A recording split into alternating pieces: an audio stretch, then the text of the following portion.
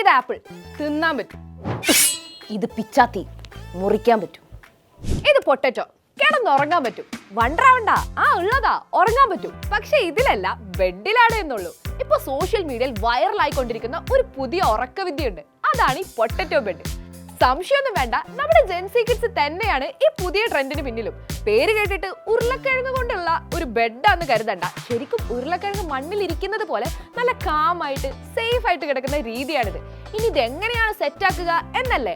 ആദ്യം നല്ല പതപതുത്ത തലയണകളും പുതപ്പുകളും എല്ലാം ഉപയോഗിച്ച് ബെഡിൽ ഒരു ഫൗണ്ടേഷൻ ഉണ്ടാക്കുക. എന്നിട്ട് അതിനു ചുറ്റും നല്ല സ്റ്റഫ് ടോയ്സും നിങ്ങൾക്ക് ഇഷ്ടമുള്ള മറ്റു പൂക്കി ഐറ്റംസ് ഒക്കെ വെച്ച് അറേഞ്ച് ചെയ്യുക. സംഭവം റെഡിയായി.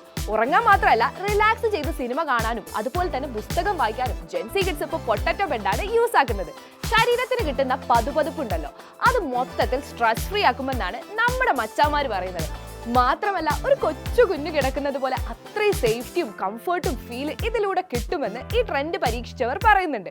അപ്പോൾ നമ്മുടെ ബോഡിയിൽ നല്ല ഹാപ്പി ഹോർമോൺസ് പ്രൊഡ്യൂസ് ആവുകയും ചെയ്യും, നല്ല ഉറക്കം കിട്ടുകയും ചെയ്യും. പക്ഷെ ഒരു കാര്യം ശ്രദ്ധിക്കണം, ഇത് ഒരുപാട് കാലം യൂസ് ആക്കുന്നത് അത്ര നല്ലതല്ല എന്നാണ് വിദഗ്ധർ പറയുന്നത്. ഒരുപാട് പുതപ്പുകൾ ഉപയോഗിക്കുമ്പോൾ ഈ വായുസഞ്ചാരം കുറഞ്ഞതുകൊണ്ടുള്ള ചൂട് പുറത്തേക്ക് പോകാതെ നിൽക്കും. നല്ല ഉറക്കത്തിന് ശരീര താപനില 2 ഡിഗ്രിയോളം താഴേണ്ടതുണ്ട്. പൊട്ടറ്റോ ബെഡിൽ ഇത് നടക്കില്ല. അതുകൊണ്ട് മഞ്ഞുകാലത്ത് മാത്രം പരീക്ഷിക്കാവുന്ന ഒരു സൂപ്പർ ഐഡിയ ആണിത്. അപ്പോൾ ഇനി വരുന്ന സീസണിൽ നിങ്ങളും ഒരു പൊട്ടറ്റോ ബെഡ് ട്രൈ ചെയ്യുന്നു? കമന്റ് ചെയ്യാൻ മറക്കണ്ട.